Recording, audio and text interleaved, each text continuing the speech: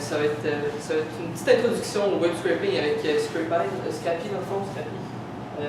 Je vais faire ça quand même relativement simple. On va prendre la front page Hacker News, puis on va la scraper au complet. Juste pour commencer, je vais juste me présenter rapidement. Moi, je suis un étudiant, je m'appelle Kim. Puis j'adore le web et tout ce qui est relié à ça, open source technologie. Ok, tout de suite commencer. Le web scraping en tant que tel, c'est très simple. C'est prendre à partir de code des informations qui sont sur un site web, par la suite les utiliser pour exemple par un API.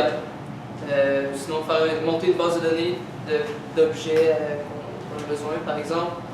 Des logements avec Airbnb, ils ont scrapé Craigslist, on peut faire ça, pour se faire une bonne base au départ. C'est un petit exemple rapide. Fait qu'on va utiliser Scrappy. Pourquoi l'utiliser? Il est 100% Python.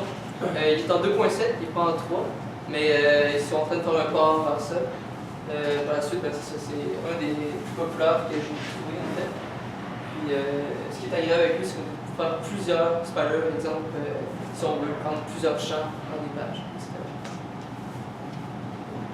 Fait que pour l'installation, il y a quelques dépendances. Comme je vous dis, Python 2.7, XML, OpenSSL, puis Easy Install.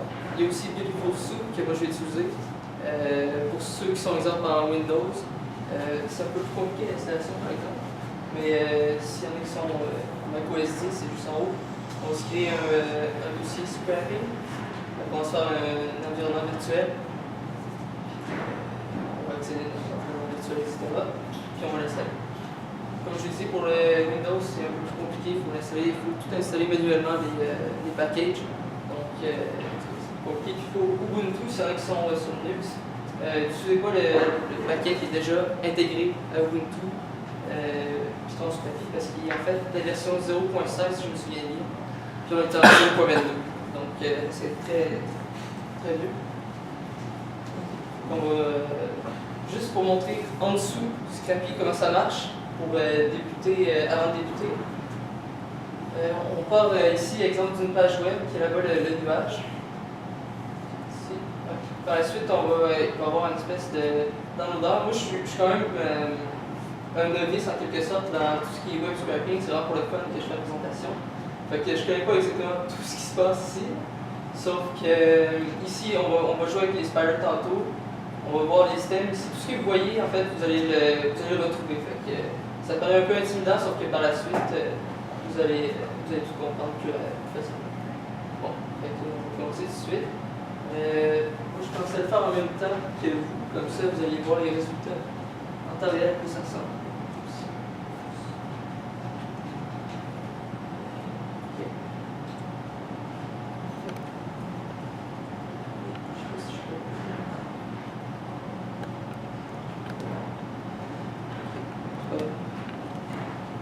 Je vais juste recopier l'écran, vous allez voir.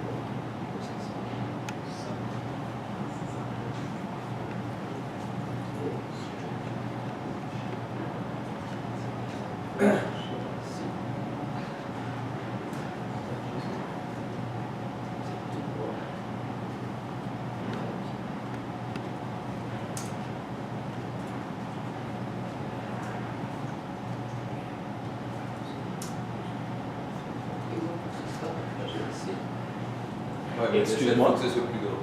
Ouais, peux-tu grandir la fonte de ton format, oui?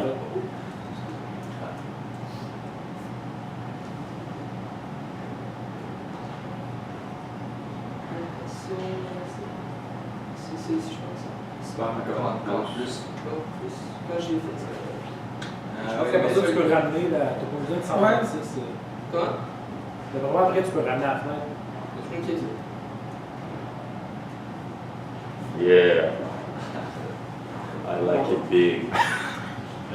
On va regarder ça commentaire là.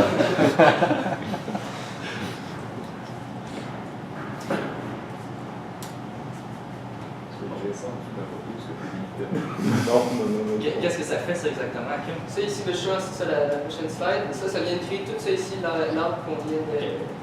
Ça vient de créer notre projet. Ici, l'exemple qu'on voit ici. Vous allez vraiment tout voir l'arborescence qui est ici à gauche. Le scrappy.cfg. On voit rien dans. Il y a ça. On voit décaler un petit peu.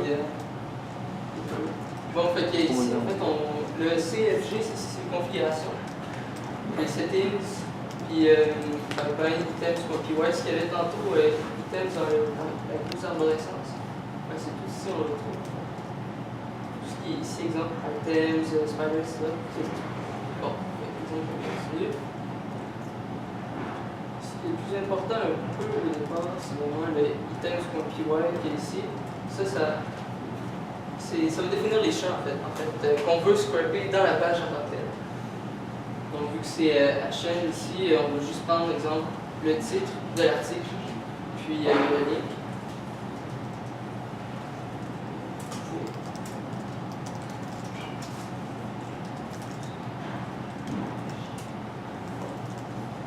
Puis c'est ça, ce qui est important aussi, c'est que ça va faire, c'est pour pas prendre des champs par erreur. Ça, c'est très important. C'est juste comme un dictionnaire en Python, pour ceux qui sont familiers. Ça.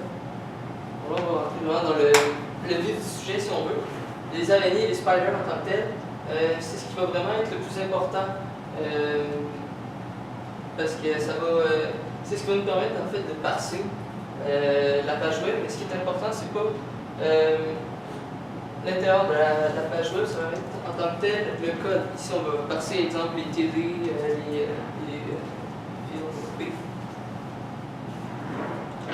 les lignes, les images, etc. C'est là où est-ce qu'on va trouver tout ça. Fait que, on va commencer par donner de la logique ici à nos araignées. J'ai déjà fait logique.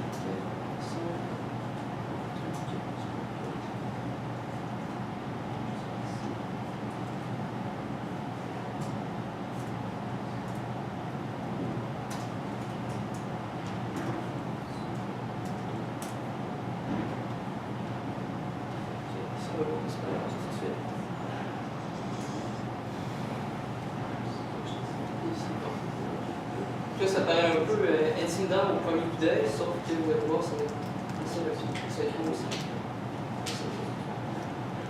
Ça, c'est la classe de départ, exemple, si on veut partir. Ici, on la retrouve, j'ai modifié un peu par la suite. Ici, la classe HN Spider, c'est ce qui va aller chercher le nom. Ça, c'est comme. C'est le nom de page en tant que tel. Le start URL, c'est où est-ce que ça va, on va démarrer. Exemple, on voudrait scraper une autre page. On indiquerait, exemple, craigslist.com, etc. Puis les domaines, c'est exemple, on veut avoir des liens d'autres sites web, etc. Donc là, j'ai laissé vite parce que là, je peux tout les prendre. Ensuite, on va définir la classe, la méthode parser. Parser, c'est vraiment elle qui va en fait tout prendre les sélecteurs, comme je vous ai dit tantôt, les sélecteurs TD. Là, si on peut voir à droite, c'est ça le plus important parce qu'après, je vais ajouter d'autres affaires ici. Fait que là, je vais boucler en fait dans le site web.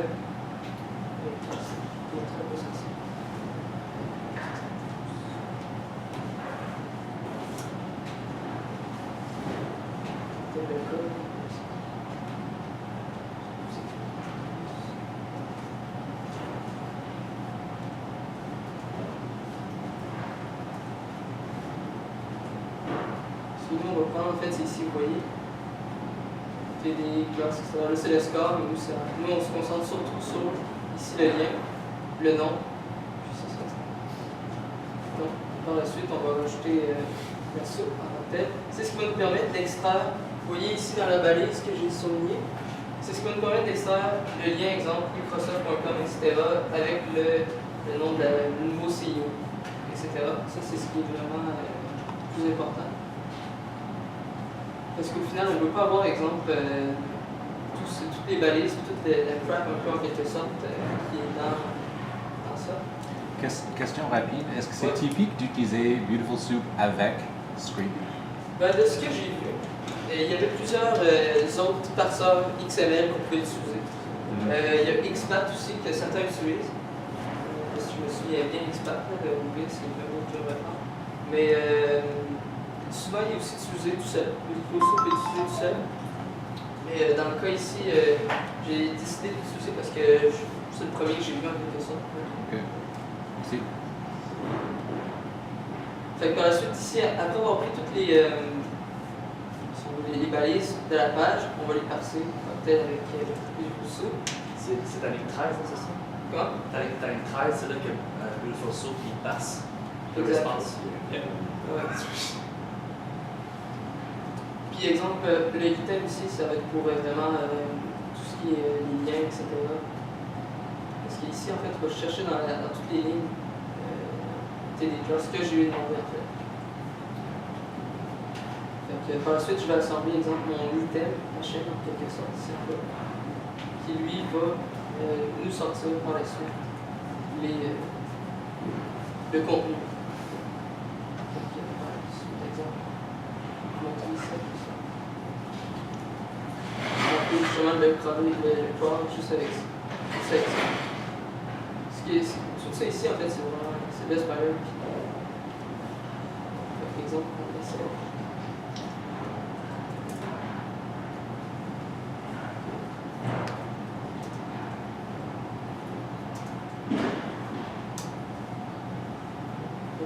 Ici, on va mais là, il est en train de toutes les prendre. Ouais. Puis à chaque fois, il fait une request, ça va lui redonner une réponse, il va recevoir une réponse. Puis là, par la suite, vous voyez ici, j'ai 71, dans le fond, hits qui ont pas marché, comme ça. Donc, j'en ai 62 qui ont marché. Puis j'en ai un qui n'a pas marché ici, les autres ont eu des petits problèmes aussi. Je comprends pas, donc ça veut dire qu'il va pas juste chercher la page, la home page, il va chercher d'autres pages. En utilisant la pagination. Qu'est-ce qui définit quelle page il va chercher? C'est moi qui lui ai donné au début. Quand je dis start, il va plus l'URL.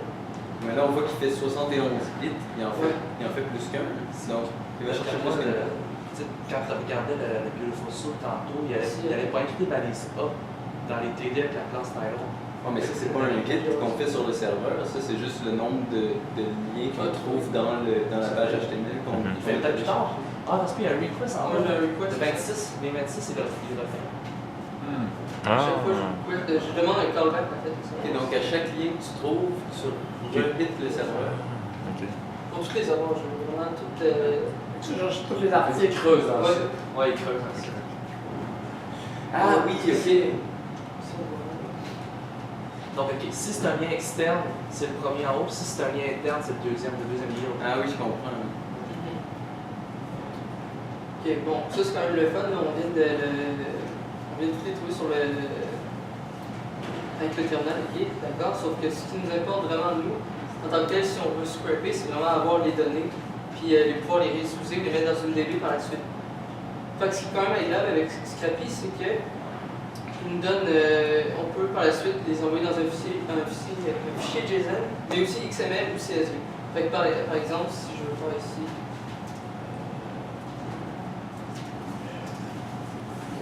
ça c'est intégré dans.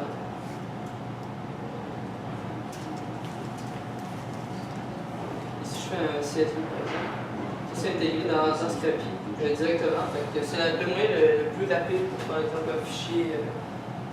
CSV avec ça. Bon, donc là, en théorie, si je vais dedans, ici vous voyez j'ai un CSV qui vient d'être généré avec toutes les informations de la page. Là j'avais juste défini deux champs, donc ils nous ont donné les liens puis ils font le titre, sauf que si je voulais, si j'aurais pu également mettre exemple les commentaires, j'aurais pu mettre mes upvotes, j'aurais pu mettre vraiment beaucoup plus d'informations, parce que je trouve ça au fin pratique. Fait que, exemple, si on comprend rapidement, si on peut voir ici. J'en ai deux. Je vais partager.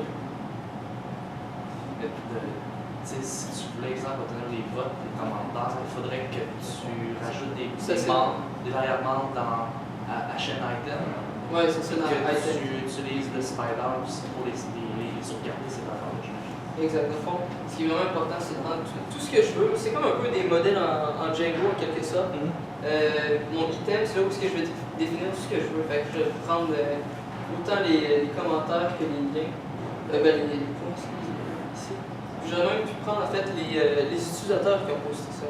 Ça peut être vraiment très large, puis c'est moi qui décide en fait jusqu'où je peux mettre ça. Là, c'est clair qu'après avoir vu ces données-là, parce que la suite des choses en quelque sorte, c'est que là, j'aurais pris ces données-là et je les ai mis dans une base de données. Donc c'est là où ça devient plus intéressant. Pour exemple, une web app ou autre application mobile, peu importe. Là, je sais pas trop. Je fais ça très très simple pour présentation, je sais pas trop où aller avec ça. Non, c'est correct. Correct. C'est bien correct. Fait que par la suite, après avoir fait ce fichier-là, c'est ça où est-ce que je peux les utiliser. Je pensais faire en fait le Rex parce que c'est vraiment une base pour mettre une introduction plus au web scraping. Je pensais peut-être un atelier futur, ça pourrait être une bonne idée de vraiment faire une application web avec Django ou Flask pour développer tout ça. Je me suis qui serait intéressé justement à bâtir ça avec moi. Puis ce qui est agréable, c'est que ça peut être utilisé pour n'importe quel site. On s'entend, ça peut être sur Kijiji, ça peut être sur les bacs et autres. Fait que, en gros, c'est ça que c'est ma petite présentation. Par curiosité, tu pourrais-tu remontrer le code de ton scraper?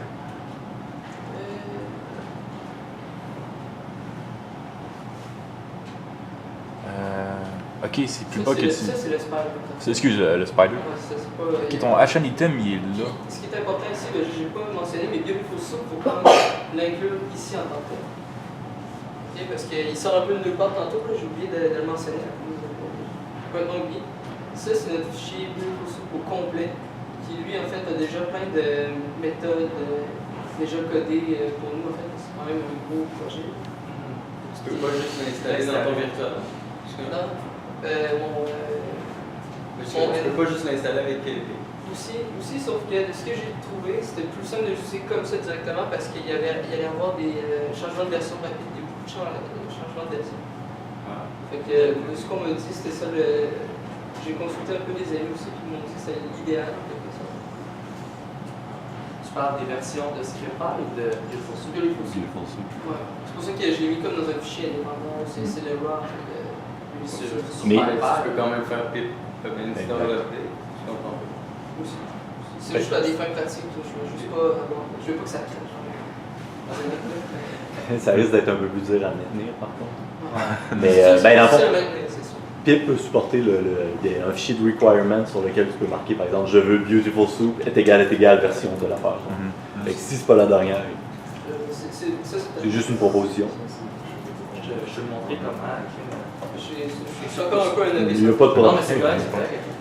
Tu le pousseras sur Bitbucket, je te le corrigerai. Ouais, ben ça, sur GitHub, je pensais mettre sur GitHub peut-être du. Bonne idée. Oui, certainement. Et ta présentation. Ce que je voulais savoir, en fait, là, action item, j'ai pas très bien compris l'utilité. Je comprends que c'est un dictionnaire, pourquoi on ne crée pas juste un dictionnaire? Qu'est-ce qui fait de plus action item? Oui, non, mais qu'est-ce qui fait de plus que parce que quand tu l'utilises, ton script, peut-être là, c'est juste parce qu'on fait quelque chose de base, je peux comprendre, pas de fou, mais qu'est-ce qui peut en faire de plus, mettons, que le dictionnaire qui est intéressant ou qui est une utilisation que je pourrais voir? Parce que dans ton script, présentement, dans le fond, tu utilises exactement comme le dictionnaire. Oui, ça, c'est vraiment le. Je pense pour l'interface avec Scrappy. C'est parce que ça le fait rentrer dans la machine. De quoi? Qu'est-ce que Scrappy a besoin de plus? C'est juste par curiosité. Ton lien de C Documentation In, la ligne 4, d'après moi, si tu retournes dans ton action item, la ligne 4, il y a un URL. D'après moi, on va voir le temps. D'après moi, c'est ça comme. Mais ça, je veux dire, peut-être qu'ils font une feature de plus, dans le fond, que ça permet de faire. Parce que c'est la machinerie, j'imagine, parce que c'est que si tu veux que tes liens rentrent dans la machine. Ok, tu peux acheter des céréales. C'est comme, tu sais, tantôt, il a pu le serialiser en CSV en JSON, là. Tu es sur ma scrap et tu as besoin de cet item-là pour ensuite l'exporter vers un autre format. Je suis vraiment comme un dictionnaire ensuite.